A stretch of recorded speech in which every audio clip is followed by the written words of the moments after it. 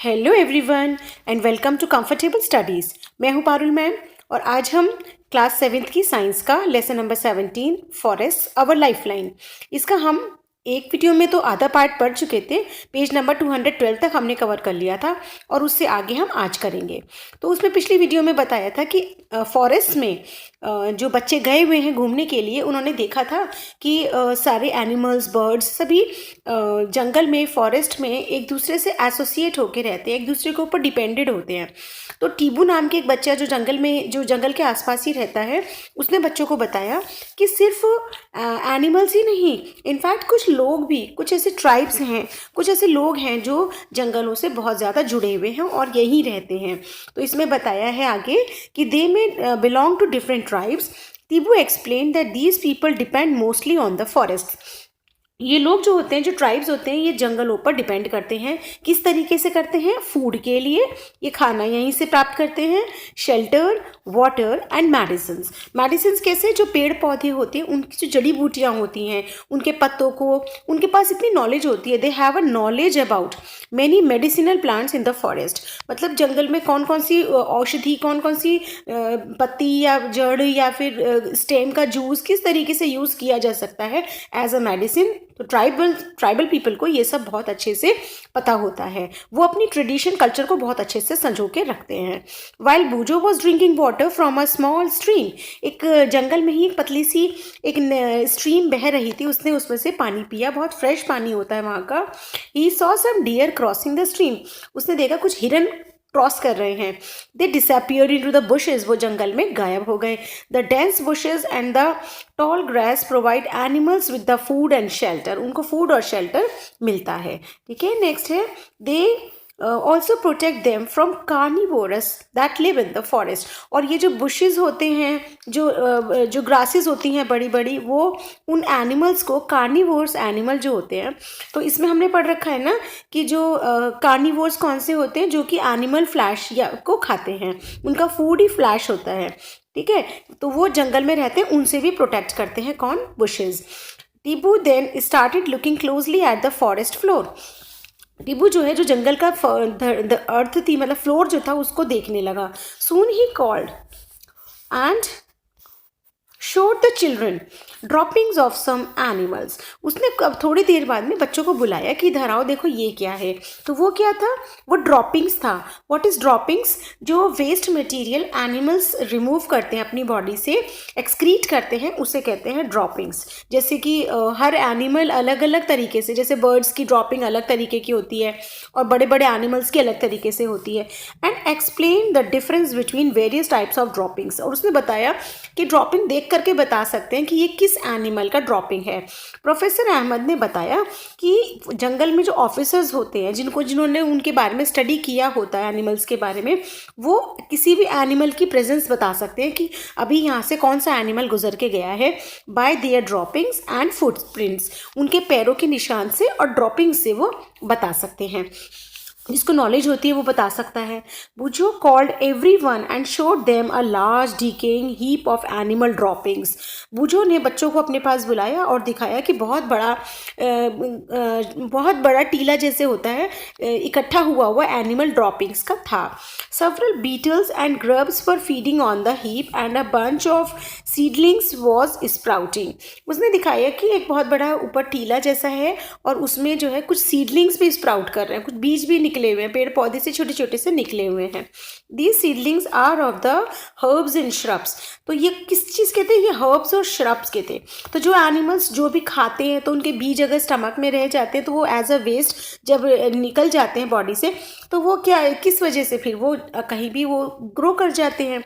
ठीक है, the animals also disperse the seeds of certain plants and help the forest to grow and regenerate. होता है कि जो एनिमल्स हैं उनकी बॉडी पे भी कई बार चिपक के एक सीड किसी और एरिया में चला जाता है, वहाँ जाके ग्रो कर जाता है। इसके अलावा जब वो खाते हैं तो उनकी ड्रॉपिंग्स में निकल जाता है, तो भी वो ग्रो कर जाता है। ठीक है, the decaying animal dung also provide nutrients to the seedlings to grow. तो जो डिकेइंग एनिमल, जो एनिमल्स मर जाते हैं तो उनका जो डंग होता है उसमें भी कुछ न्यूट्रिएंट्स होते हैं जिसमें कि जो सीडलिंग्स हैं वो ग्रो कर जाती है। ये किसने बताया? अहमद सर ने बताया। After listening to this Buju noted this in his notebook, उसने नोट कर लिया। By harbouring greater variety of plants the forest provides greater opportunity for food and habitat for the herbivores. उसने ये अपने नोटबुक में नोट्स की तरीके से लिखा कि बहुत सारे वेराइटी प्लांट्स की हैं जंगल में, और ये सब एक दूसरे के लिए अपॉर्चुनिटी बनाती हैं कि फूड और हैबिटेट मिल सके। जितने ज़्यादा नंबर ऑफ हर्बीवोर्स होंगे उतना ज़्यादा अवेलेबल ऑफ फूड होगा किसके लिए? कार्निवोर्स के लिए। ठीक है, यहाँ पे दिया है। और the wide variety of animals help the forest to regenerate, और जितने ज़्यादा एनिमल्स होंगे उतना ज़्यादा फॉरेस्ट डेवलप करेगा। Decomposers help in maintaining the supply of nutrients to the growing plants. ठीक है, in the forest. Therefore the forest is a dynamic living entity. उसको क्या कहा जाता है? फॉरेस्ट को डायनामिक लिविंग एंटिटी। ये जो टॉपिक है इसके ऊपर कई बार हमारा शॉर्ट नोट या एसे भी आ सकता है, तो हम ये पूरा चैप्टर ही एक तरीके से आपका एसे की फॉर्म में है कि आप अपने इस टॉपिक के ऊपर कितना कुछ लिख सकते हो जो कि उसके बारे में फैक्ट्स हैं। ठीक है, it was about afternoon and the children wanted to go back. बच्चे वापस जाना चाहते थे। Tibu suggested another route for going back, उसने जाने के लिए दूसरा रास्ता बताया। जब वो रास्ते से लौट रहे थे तो उन्होंने देखा बारिश आ गई, लेकिन बारिश की वजह से रेन ड्रॉप्स उनके ऊपर नहीं आ रही थी, क्योंकि वो जो फॉरेस्ट था उसके जो ऊपर का जो मैंने बताया था अंडर स्टोरीज जिनको कहते हैं, अलग अलग लेयर जो पेड़ बना देते हैं, उनके अंदर तक वो पानी नहीं आ रहा था। तो फॉरेस्ट फ्लोर पर डायरेक्टली नहीं आ रहा था। कैसे आ रहा था? जो पत्तियां थी लीव्स से, वो ट्रंक पे होता हुआ, पेड़ों के तनों से होता हुआ तब वो नीचे आ रहा था। The upper most layer of the forest canopy intercepted the flow of rain drops and most of the water was coming down through the branches. ठीक है, from the leaves it was dripping slowly over branches of shrubs and herbs. They found that the ground was still dry. लेकिन first धरती जो थी वो तब भी सूखी जैसी फील हो रही थी। About half an hour the rain stopped. आधा घंटे बाद बारिश रुक गई, लेकिन उन्होंने देखा कि इतनी देर बारिश होने के बाद भी पानी नहीं भरा। लेकिन टाउन्स में क्या होता है कि बहुत जल्दी पानी भर जाता है और वाटर ब्लॉकिंग की प्रॉब्लम स्टार्ट हो जाती है। ठीक है, तो but water didn't stagnate in the forest, इकट्ठा नहीं हुआ। ठीक है, और अगर हमारे टाउन में होता, यही इसमें बताया गया है, तो यही फ़ायदा होता है फॉरेस्ट का कि अगर पानी बारिश ज़्यादा आ जाए या बाढ़ आ जाए, फ्लड आ जाए, तो वो फॉरेस्ट उसको झेल लेते हैं। लेकिन शहरों में पानी भर जाता है, सिटीज़ में पानी भर जाता है, वो सीप नहीं कर पाता अंदर, सोक नहीं कर पाता अर्थ के अंदर, जिससे कि वाटर टेबल जो हमने की लास्ट चैप्टर जो 16 चैप्टर था आपकी क्लास का, इसमें हमने पढ़ा था कि वाटर टेबल कैसे इंक्रीज होता है। वाटर सीपिंग, जो बारिश का पानी आता है अगर वो धरती के अंदर चला जाता है सॉइल से होते हुए, तो वो अच्छा होता है। ठीक है, तो forest not only help in controlling floods but also help maintain the flow of water in the stream so that we get supply of water, हमें पानी मिलता रहता है। अब आप सोचो अगर प्रेजेंट नहीं हो पानी तो क्या होगा? रेन जो है वो बारिश आएगी और बाढ़ आ जाएगी। ठीक है, तो हैवी रेन में ऑल्सो डैमेज द सॉइल, और धरती को नुकसान पहुंचा सकता है, और सॉइल इरोजन की प्रॉब्लम भी हो जाती है अगर फॉरेस्ट नहीं होते हैं, है ना। तो नेक्स्ट है the children spend an hour at Tibu's village. बच्चों ने टिबू के गांव की भी विजिट किया, और विलेज का जो वेदर था, जो क्लाइमेट था, वहाँ का वेदर जो था वो बहुत प्लीजेंट था, बहुत अच्छा लग रहा था।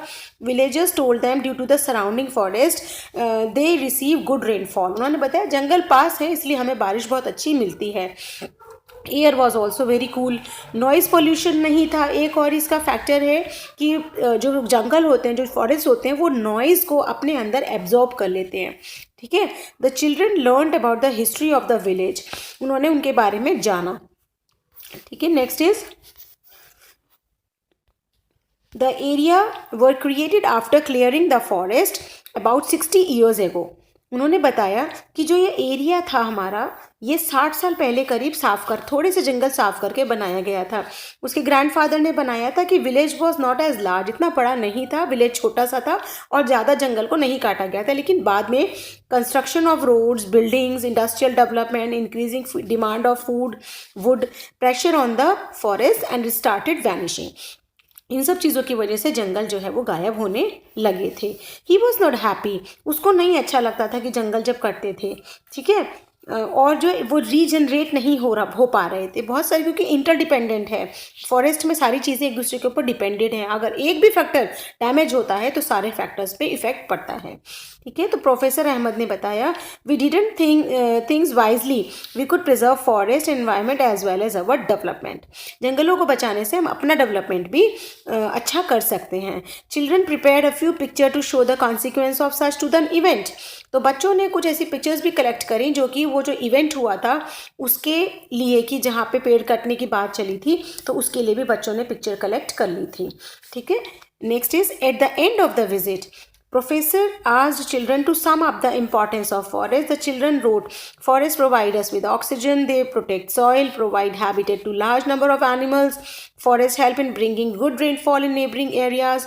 They are a source of medicinal and funny timber and many other useful products. So forests are our lifeline. ये उन्होंने बच्चों ने फिर आगे सम अप किया।